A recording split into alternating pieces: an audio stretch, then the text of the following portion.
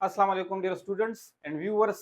आज के लेक्चर में हम कंसेप्चुअल क्वेश्चन नंबर 7 डिस्कस करने जा रहे हैं। कंसेप्चुअल क्वेश्चन का स्टेटमेंट है why in simple harmonic motion the acceleration is zero when the velocity is greatest.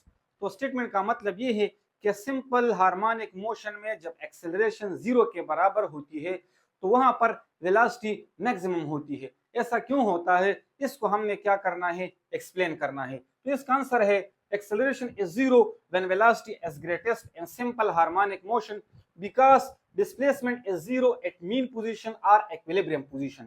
तो याद रखना स्टूडेंट, सिंपल हार्मोनिक मोशन में जब एक्सेलरेशन जीरो के बराबर होती है और वेलोसिटी हमारे पास मैक्सिमम होती है तो वहां पर जो डिस्प्लेसमेंट होगी वो हमारे पास जीरो होगी, क्योंकि एक्सेलरेशन का डायरेक्ट रिलेशन है डिस्प्लेसमेंट के साथ। मजीद इसको हम समझते हैं एक्सप्लेनेशन में, कंप्लीटली ये हमारे पास क्लियर हो जाएगा। Explanation: in simple harmonic motion the acceleration is directly proportional to the displacement and is directed towards the mean position और equilibrium position. I acceleration is equal to minus omega square x. ये angular velocity को represent कर रहा है और ये हमारे पास डिस्प्लेसमेंट है। तो जो एंगुलर वेलोसिटी होती है वो हमारे पास कांस्टेंट होती है। तो इसका मतलब क्या हुआ कि एक्सेलरेशन का डिस्प्लेसमेंट के साथ डायरेक्ट रिलेशन है, जिसको मैंने इक्वेशन 2 कहा। And the instantaneous velocity v of a simple harmonic oscillator at displacement x is given by।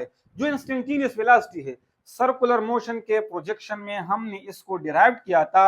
जो instantaneous velocity होती है वो किसके बराबर होती है, omega under root x not square minus x square. X not amplitude को रिप्रेजेंट कर रहा है और एक्स हमारे पास डिस्प्लेसमेंट है एंड ओमेगा हमारे पास एंगुलर वेलोसिटी है।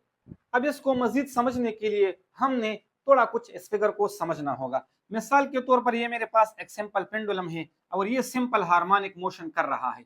ये इसका मीन और इक्विलिब्रियम पोजीशन है। मीन इक्विलिब्रियम पोजीशन हम उस पोजीशन को कहते हैं जहां पर इस पर जो नेट फोर्स लगेगी वो हमारे पास कितनी होगी, जीरो के बराबर होगी।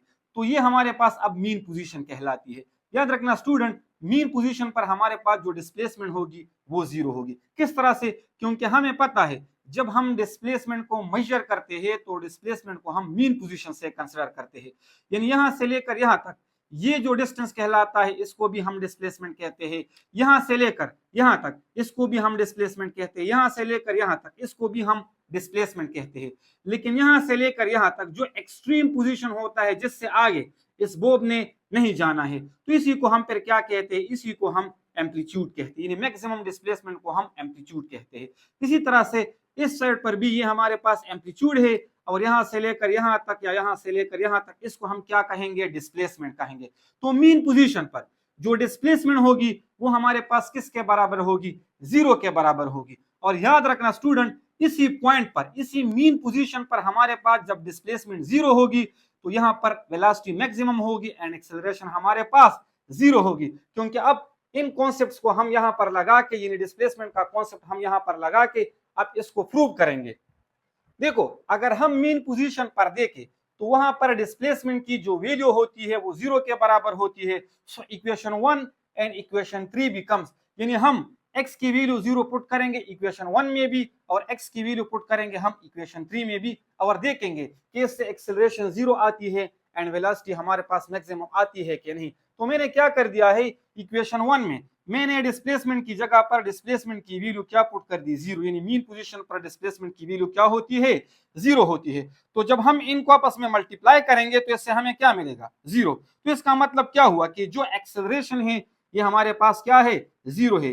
यानी मीन पोजीशन पर हमने देखा जो एक्सेलरेशन होती है वो हमारे पास जीरो होती है। अब हमने वेलोसिटी को देखना है। सो इसी इक्वेशन 3 में आप लोगों ने डिस्प्लेसमेंट की जगह पर डिस्प्लेसमेंट की वैल्यू को पुट करनी है। तो मैंने क्या कर दिया है, इक्वेशन 3 में मैंने डिस्प्लेसमेंट की जगह पर डिस्प्लेसमेंट की वैल्यू जीरो पुट कर दी। जब हम इसको सॉल्व करेंगे तो इससे हमें क्या मिलेगा, ये तो खत्म हो जाएगा, ओमेगा अपनी जगह पर आ जाएगा और यहाँ पर हमारे पास क्या रह जाएगा, under root x not square. तो स्क्वायर अंडर रूट के साथ कैंसिल होके हमारे पास क्या रह जाएगा, v maximum is equal to omega x not. इसको हम मैक्सिमम वेलोसिटी कहते हैं। तो हमने देखा जब मीन पोजीशन पर, यानी जब हमारे पास डिस्प्लेसमेंट जीरो थी तो वेलोसिटी मैक्सिमम आ रही थी एंड एक्सेलरेशन हमारे पास क्या थी, जीरो थी।